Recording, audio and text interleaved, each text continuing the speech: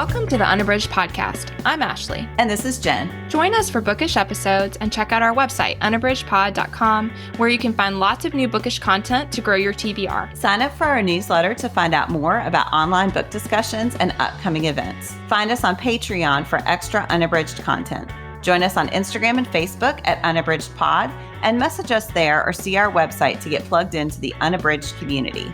You want opinions about books? We've got them.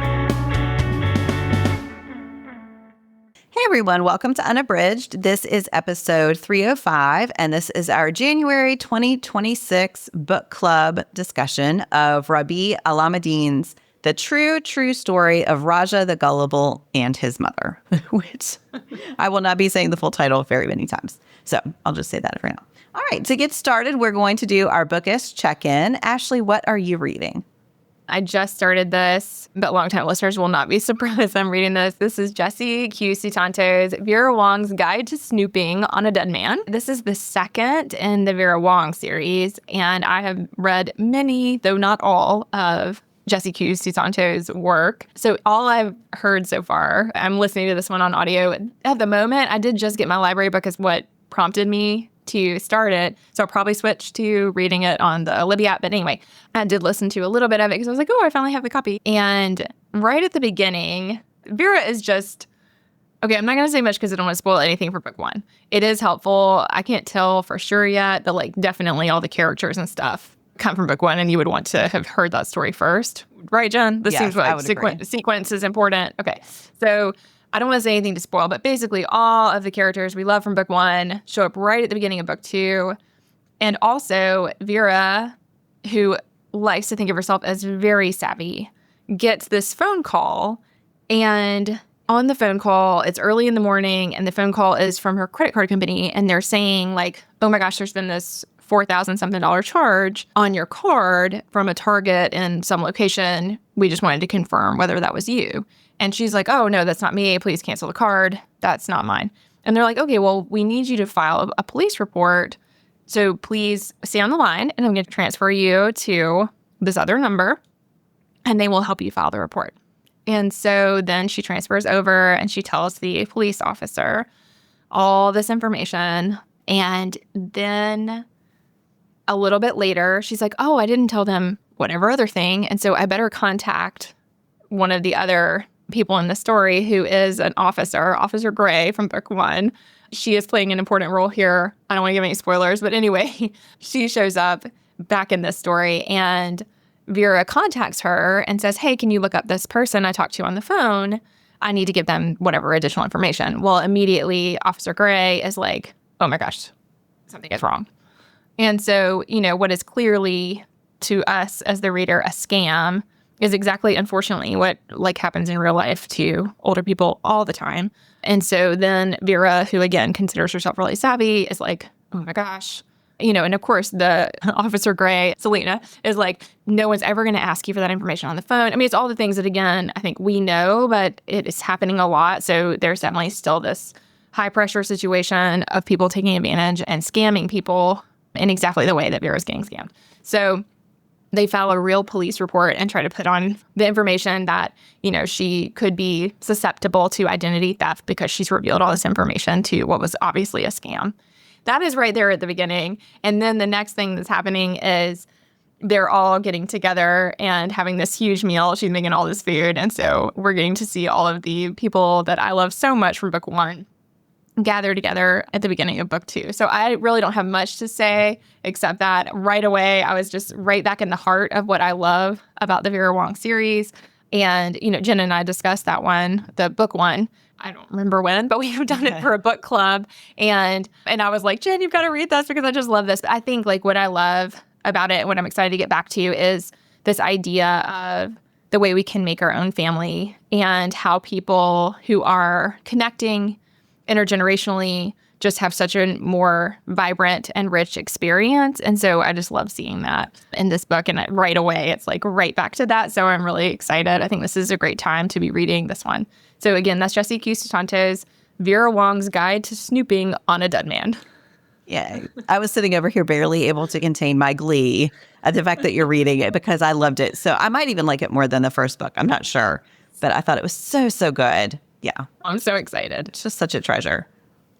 I just love her. And I think like what Sutanto does so well with Vera, and she's done it in her other books as well, is like crafting these characters who are like laugh out loud funny and I mean, absurd to a certain extent, but not making fun. She's never making fun. And I think like that line of being just hilarious, over the top, but also believable and like a compassionate view of a character like Vera, I think is just so powerful. And in fact, right at the beginning also, there was this whole thing about she's only 61 and she's always talking about how old she is. And I remember in book 1 thinking, why is she always saying how old she is? So I thought it was interesting right at the beginning. She's saying that, and the officer is like, 61's not the fake. The scammer is like, 61 is not old.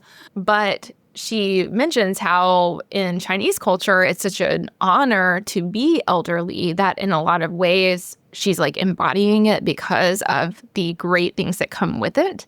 And so I thought like that just juxtaposition of like, what does it mean to be elderly and like, what are the benefits or disadvantages of that? I think like come to the forefront right at the beginning in a way that's really interesting.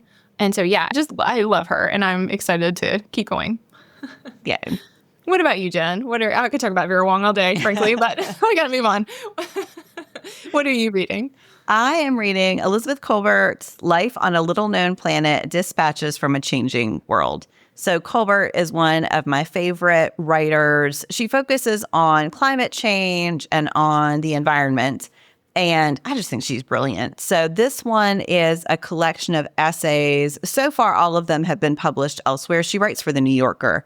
So I'm anticipating that all of them have been published elsewhere, but I have not read them before. And I just think she both writes about something that I consider to be very important, but she does so in a way that she does these deep dives into places and people that I think are just beautiful. So just looking at the table of contents, the very first article was about whether, so we all acknowledge, I think, that whales have a language, but we cannot understand it. And so this scientist is looking at whether AI can start to allow us to talk, maybe not talk with whales, but understand what they are saying and communicate. She has one about an entomologist, David Wagner, who is obsessed with caterpillars, and to the extent that ruined his marriage. But anyway, and because they are the key to understanding so many other things. There's one about the colony collapse disorder that is affecting honeybees. There's one about Miami and how long it's going to be before it will be underwater.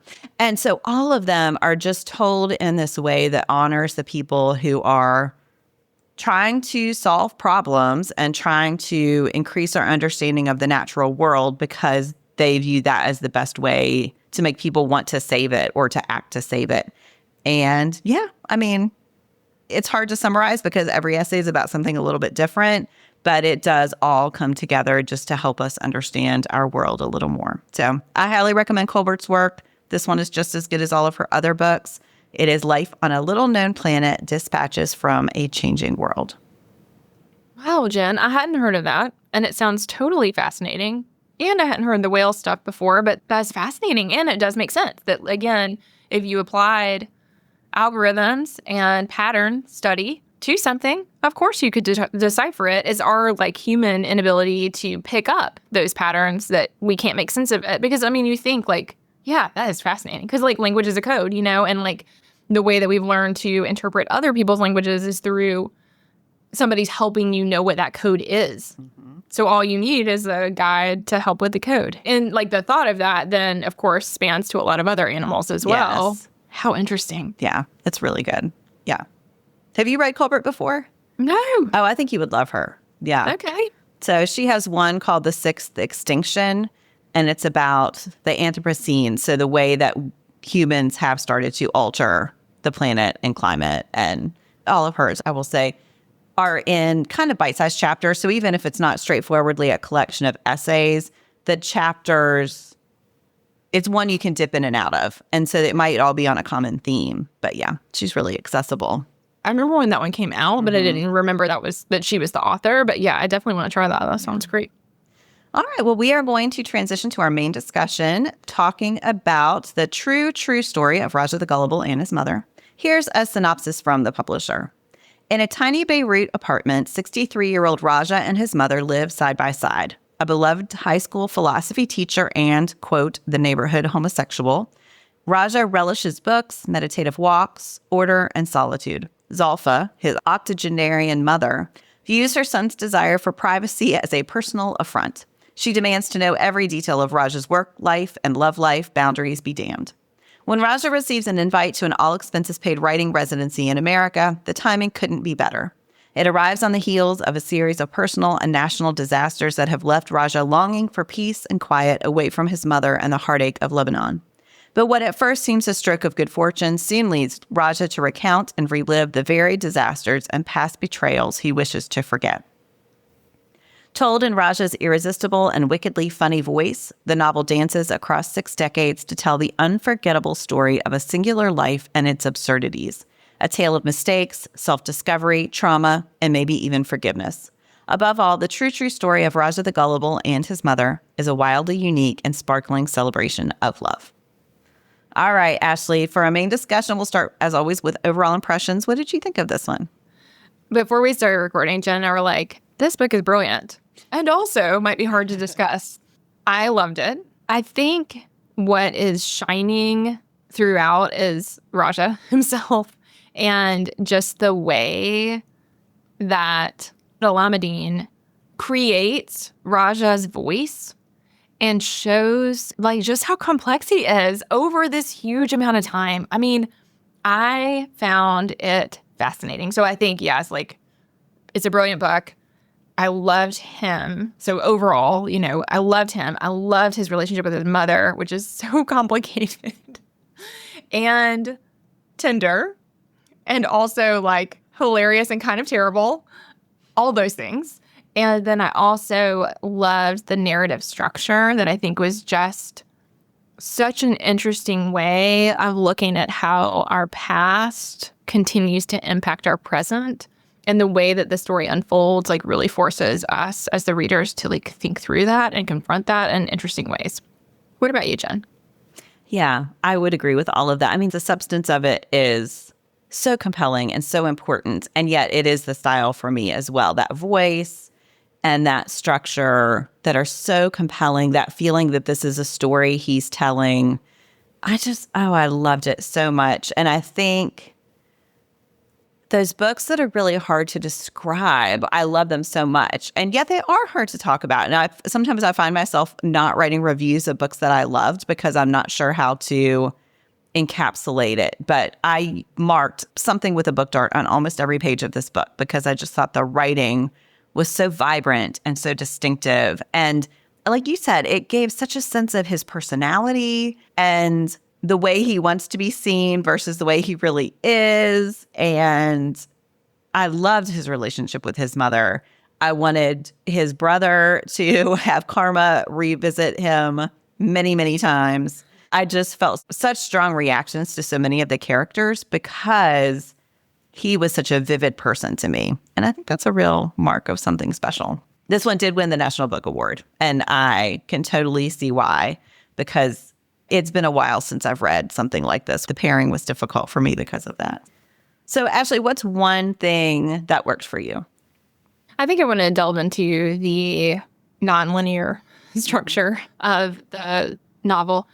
And I feel like what really worked for me there is because it is nonlinear and because all of the things that happen are informed by this then rambling uncovery of this thing. He's like, I didn't want to tell you about. It is also his interaction with the reader that I think is something I haven't read in a long time, of just this like very personal connection to the telling of the story itself. And so, I think he's like, oh, I didn't want to tell you. Or like, I thought of the part where he was like, we didn't have sex. And he's like, that was a lie. Of course we had sex, and then he's like, we were young men during war times when you could die at any moment, and he was like, but I told him I wouldn't tell, so I'm not going to tell, but it's been a long time, so I think it's fine. But it's like stuff like that I think it's the exploration of memory and trauma and how those things affect us so greatly. I didn't choose this as my pairing, but the thing that really came to my mind a lot was Kurt Vonnegut's Slaughterhouse-Five. Mm-hmm. Oh, yeah. And I haven't read that book in a long time. But that kept coming to my mind because it's the last time I read a book that had that same ability to detach events from our own psyche. Of just like, we are the person we are because of the events that happened to us. And yet, I've come unstuck in time was the thing that kept coming up in my mind, which is from Slaughterhouse-Five. But I think we see that in Raja. The way that something happens in the moment of whichever moment we're looking at, but it is taking him back to these other moments that then he's trying to work his way through in the telling of his own story. I mean, I just think that's fascinating. There's so many things I could say worked for me. I also felt unprepared to talk about it because I listened to this on audio, which the narration was outstanding. So I'm really glad on the one hand, but then on the other hand, I'm like, oh, I need to read this. I need to read the print. I need to read it again because I think there's just so much going on that it's complex to unpack. That's one of the things I could talk about that worked for me that I just think is so interesting, so different, and that also pulls us into the personal and the way that the global, so the things happening in Lebanon in this situation throughout history over this span of decades, the way that that impacts the personal. I think we get a lot of that too. What about you, Jen? That was really brilliantly done. And I think confronting it as a narrative is such a key part of it and the way he chooses to tell the story. I mean, even the fact that it's the true story, right? And so there's something in that doubling that acknowledges that there may be something not so true about it as well, right? And I love an unreliable narrator. And so I think, all of that comes together. And it's so funny and so tragic at the same time. I literally laughed out loud at multiple parts. And yet there are these horrible things happening, as you said, just that awareness of the life he's looking back on and the ways he's shaping his memory of it. And you have to acknowledge the tragedy, but he's trying to do so with such good humor. Yeah, I think you touched on this earlier about his relationship with the students. And I mean, we see that with his relationship with his mom, his relationship with his aunt who comes, like all of that. We see it with other people too. But I think the idea of them as his brats and the way that he wants to come across, and the ending scene I thought was really beautiful, of how like his mother knew even in her death, she knew exactly what he needed, but wouldn't accept.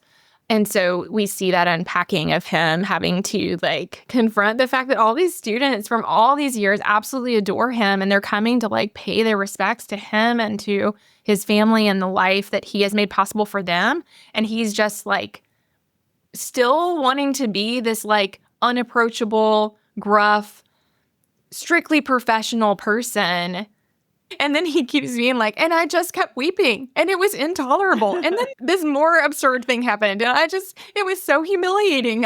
And I think it's him wanting to be this one, like you said, Jen, he's wanting to be this one thing. But then the thing that he is so beautiful. And it is the thing that everyone around him loves so much. And yet he keeps, even in that last scene, striving to be this other thing. And so I just think that is really interesting and such a human thing to want to be this one appearance to everyone. And yet the thing that you really are instead of that appearance is what everyone loves. Yeah, it's interesting. What about you, Jen? What was one thing that worked for you? I know part of me, I was thinking about that teaching thing. I also just think, she's in the title, right? That relationship between Raja and his mother. And he's always saying that Farouk is the chosen son and that he was the favorite. And yet, of course, Raja is. Of course he is. And of course, his life and his mother's life are so intertwined. And I think it's interesting. I just thought of this now, but I do think he processed so much of his life through his relationship with her that it makes sense that after her death, that is when he decides to tell the story because he has to do it in a different way than he has before. Because before, even after he was kidnapped and he had that very complicated relationship with Booty, he told his mother all of that. And in this particular society at that time, you would think that would be something that he would not tell anyone. And yet their relationship is so important to him. It's almost like she's another part of himself. And so he's trying to tell it to himself. And I think watching Raja evolve because of how his mother supports him so beautifully, with such understanding of who he truly is, he is a character who changes. When he ends up in Texas and realizes that Booty is there, the person he was before would not have been able to be that strong to just say, no, I'm not doing this. And I just thought that is because of his mom. That is because of the relationship and the way that they have grown together. Though I think, of course, we see the change in Raja more. But yeah, it's such a beautiful relationship. I mean, that table that he saved for her that does not fit in his apartment, that is such a great symbol of their relationship, that it never quite fits. And yet it is the center of his world and his life. And sometimes it is really inconvenient, but he would never give it up. He would never give it up. And so I just really love the way they are together. I mean, the fact that her response to him is so often F your mother is so funny. You can just picture this little 80-year-old woman saying that all the time to her son. Anyway, I just really loved them together. Yes, they were so unexpectedly crass. Yes. And that was hilarious. And yes, like going back to the last scene and the last line, and he says it again, and I just think like, yes, it just sums up how I love what you said about the table. And I think you're absolutely right that we see that throughout. Watch people try to get their way around it. It's, they can't scoot by. It's unavoidable and yet necessary. Yeah, I think it's beautiful. Mm-hmm. All right, well, let's talk about a quote. What quotation did you choose, Ashley? Oh, man. I think there were so many I could have picked, but this is, again, it's the unspooling of all the different things that I think was so impactful. And what Jen pointed to is like, he has this like very traumatic kidnapping experience that also is transformative and in some ways opens up his world, even though it is terrible. And so, really complicated, right? So I think we see that he's gone through all these things. But anyway, then there's the explosion that happened in Lebanon, in Beirut. And so he's describing what that was like in that moment for people in the city. So this is the part where they've been sweeping. So the explosion happens, and then immediately he and other people start trying to clean up. And it's both futile and also feels really necessary. And he's remembering this time back where a wrestler had said no mas with like wanting to stop. And he goes on to say, in the context, he's like, I have never been a wrestler, but I can imagine what it feels like to be pummeled and pummeled and pummeled and just say no more. So this is the quote. He says, 40 years later, on the hood of a Mercedes weighed down by a chunk of concrete on its roof, I was whispering, no mas, no mas, no mas. The sullen buildings of the neighborhood, forcibly divested of glass and slabs and facades, felt as if they were taking their last breaths, as if they were the trees after a forest fire had passed through. The blast had happened the day before, yet dust danced everywhere, refusing to settle. The structures continued to crumble. An aluminum frame fell from some floor up above, after which a half-burnt curtain fell down, landing not 2 meters away from my throne. Shards and scraps and blood covered everything. My gaze relinquished one atrocity for another, one horror for another. And people like me who came to see, standing in groups or not, together, but all alone. We, the shocked, the horrified, too stunned to do anything but gawk. Ours is a tale of unremitting death, violence, and destruction, narrated with apathy. I mean, this book, I'm like, it was passages like those that certainly won the National Book Award. I think it is the ability to take a profoundly sweeping tragedy, but also look at it at such a personal level, and then to talk about it through the passage of time. And so I think while this is very much the story of Raja and his mother, like you were saying, Jen, like it couldn't be more about family and about individual self. And yet it's also the story of Lebanon. And it's the story of decades and decades of tragedy and upheaval and chaos and crumble And then it's trying to pick up over and over again from those things. And I mean, Raja has chosen to stay, whereas a lot of other people have left. And I mean, that comes up, when he goes to America, it's like this idea of like, he's finally like, oh, maybe I will go somewhere, or maybe I will do something different. And then like you said, Jen, then it wasn't what he expected. And immediately he regroups. And we haven't talked about Madame Tawil at all, but like her whole thing, her entrance into the story, her like goons who are always with her. I mean, all of that. I mean, I just love it. Like she is like a gangster lord. She does all these amazing things. She makes things happen. But I think right here we see that even though he and his mother have structures that he wants to reject, but that keep him protected, functioning in a society that has fallen apart, where the banks have collapsed, all of that. But then something like this happens, and he's like, all of a sudden, he's like, I can't anymore. Like, I just can't keep starting again amid all of this is happening. I think just so powerful. And I think even in that moment, there's not much humor here, but there is this idea of both kind of the beauty and also the horror of it all that I think is really powerful. Yeah. Yeah, I think it's that nuance and that complexity that is on every page of this book that made me love it so much because, yeah, I think he and his mother both have had to develop such humor as a way to cope with the tragedy. Yeah. And so I think being able to pass that along in the narrative is so powerful. Yeah. What about you, Jen? What's your quote? Mine is about the storytelling. So it's, a tale has many tails and many heads, particularly if it's true. Like life, it is a river with many branches, rivulets, creeks, and distributaries. I'll get to everything, I swear. I've written about the two disasters that befell us, the financial collapse and the pandemic, but I must pause a bit before I tell of the third, the explosion. It's a bit overwhelming to write about. I'll continue the story. I just need to breathe.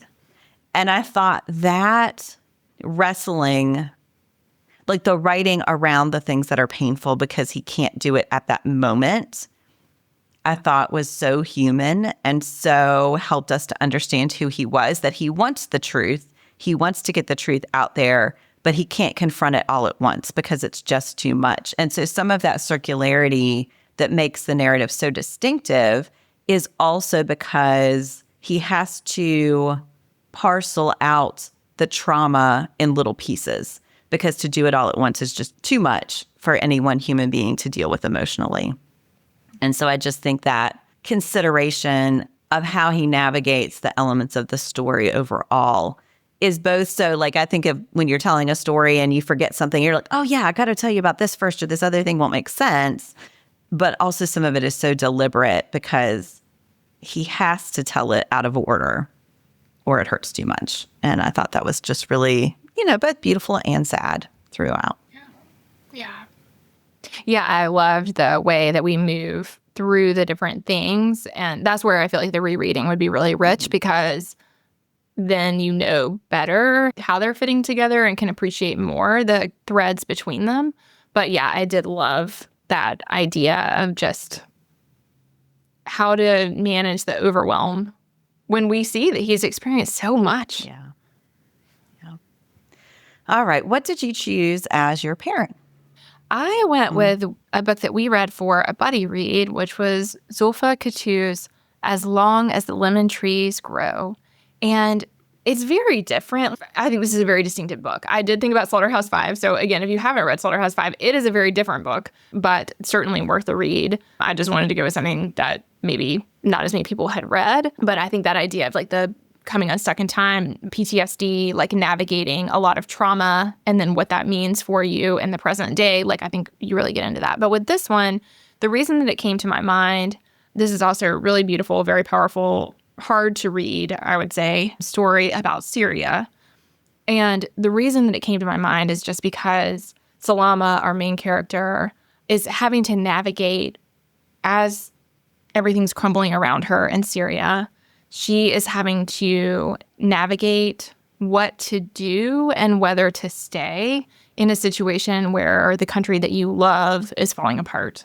And so she is volunteering at a hospital, and then she's also trying to figure out a way to get out of the country before her sister-in-law, Layla, gives birth. And so it's this tension between feeling that she's got to stay in this place so that she can be of service, and this desire to start a new life somewhere else that would be safer and more secure and more comfortable and not so painful. And so I really think that, again, although we are not seeing Raja constantly confront that question in the way that Salama does in As Long as the Lemon Trees Grow, I think it is an undercurrent of the story, is like so many people in his family have chosen to leave. So many of them have built lives elsewhere, and yet he's staying in Lebanon. He's staying with his mother. They have made a choice to navigate all the ups and downs. And then, what does that mean? And what does that look like? And so I think we kind of get to the heart of that question in both of the books in a way that I think is really interesting. So again, that's Zulfa Khattu's As Long as the Lemon Trees Grow. Oh, I think that's such a good pairing. And you're right, the tones are quite different, but some of those central questions resonate so deeply in both. And just kind of also like the way that the more global impact affects the personal. So I think in that one also, like it's not, we get into some of the complexities of all the horrific things that Syrians have had to navigate, but it's very much about like her specific life and Salama's day-to-day and like what that looks like, as opposed to these kind of more sweeping observations of a war-torn country. Well, and just the way I don't want to get in spoiler territory here, but the way she navigates coping with some of her trauma, I think is also such a part of that book. And I think that's an important part of both texts. Yeah, right. That's happening too. Mm-hmm. The way that we psychologically navigate some of what's going on. Yeah, I don't want to spoil either, but you're right that there's definitely some connections there. What about you, Jen? What's your pairing?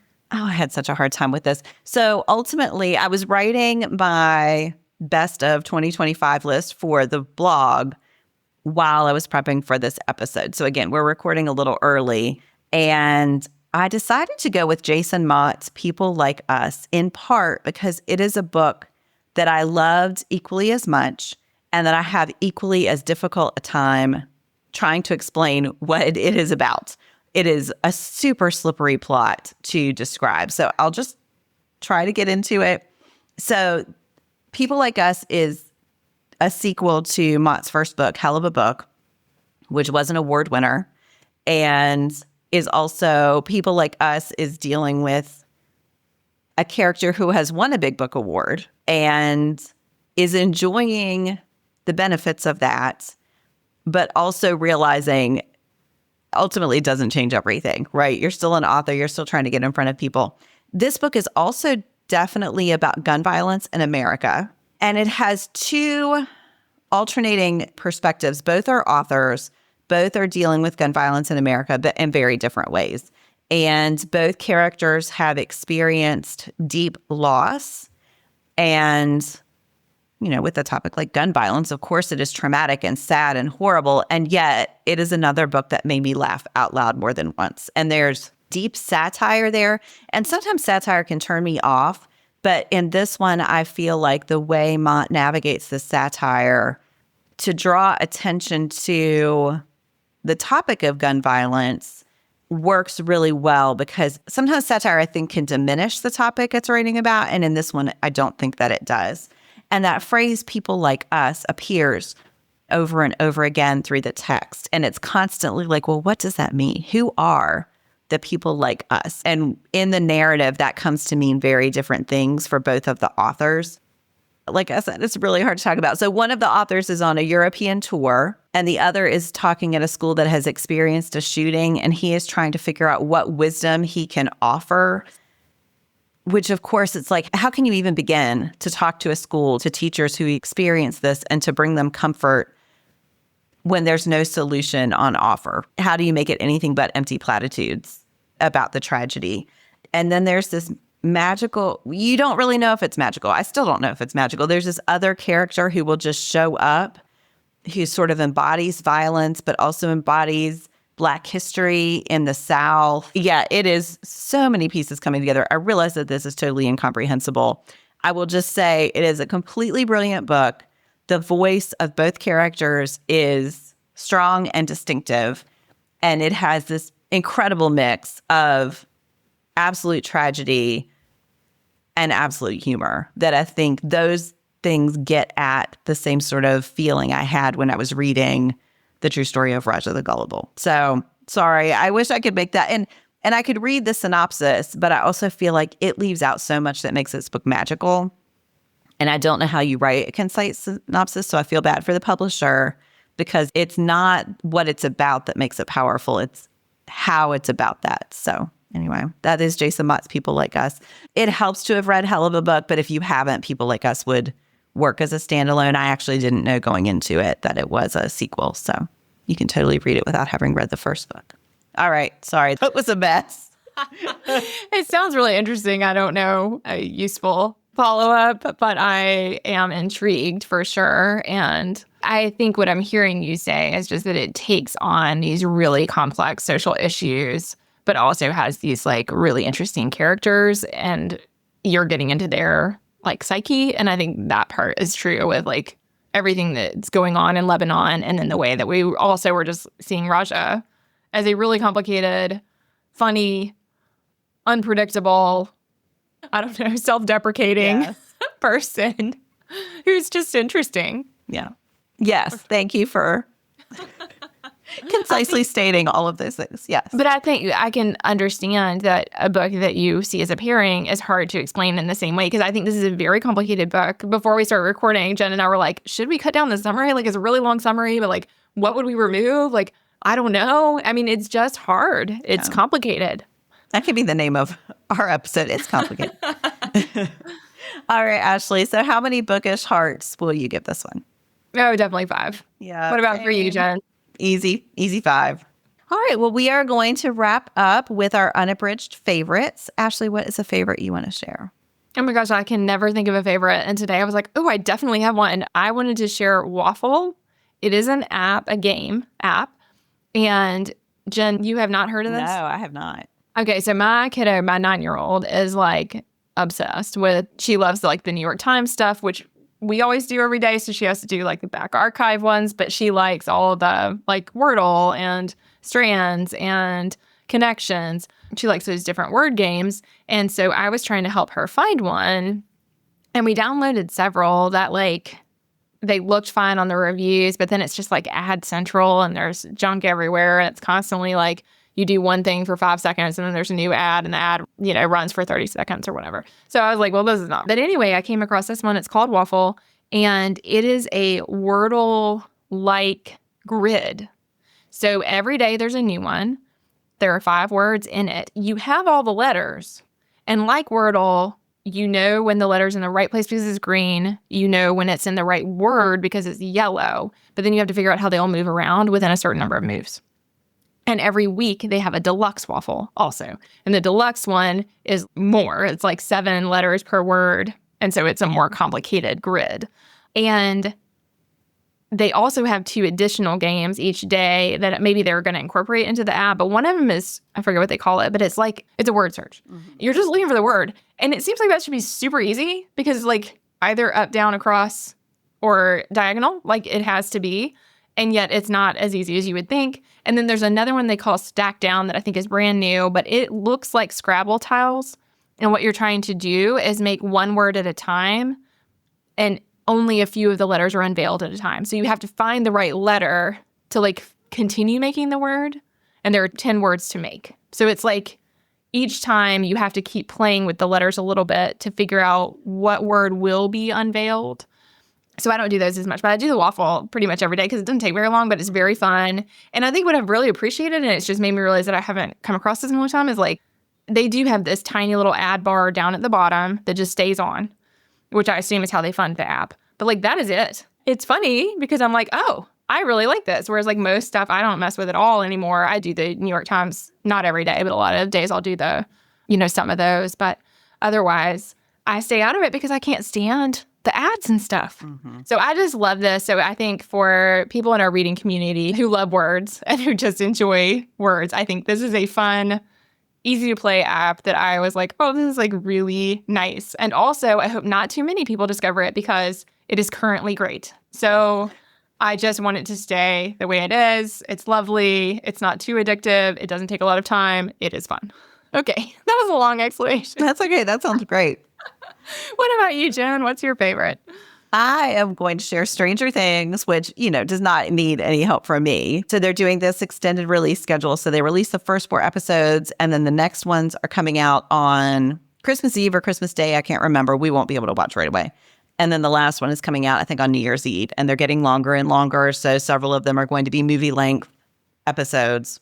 But stepping back into that world, I just love it so much. And, the kids are all in their 20s now, and they're wearing these ridiculous wigs. And it's like, oh my gosh. Alan Sepinwall, my favorite TV critic, said it looks like they should be getting statin prescriptions at this point, which I thought was hilarious. But it is such fun storytelling, and I really felt like they did a beautiful job emphasizing the friendship between these kids and the ways that they served as found family for each other. So it's like, yeah, it's just one of those wonderful watching experiences that makes it feel like old friends. And yeah, I'm bummed that it's been a while, but it's also, I really was ready. And so it's been great. So yeah, Stranger Things. Again, nice. I'm sure everybody who wants to watch it has watched it, but I do love it. That's awesome. Yeah. All right, everyone. If you didn't join the chat already, but would like to go back and see what we discussed, we did talk about this one on Instagram as our book club pick. So that chat happened on Monday. But thank you for listening, and we'd love to know what you think of the book. Do you have comments or opinions about what you heard today? We'd love to hear them. You can find us on Instagram, Facebook, and Twitter at unabridgedpod, or on the web at unabridgedpod.com for ways to support us. To get more involved, you can sign up for our newsletter, join a buddy read, or become an ambassador. Thanks for listening to Unabridged.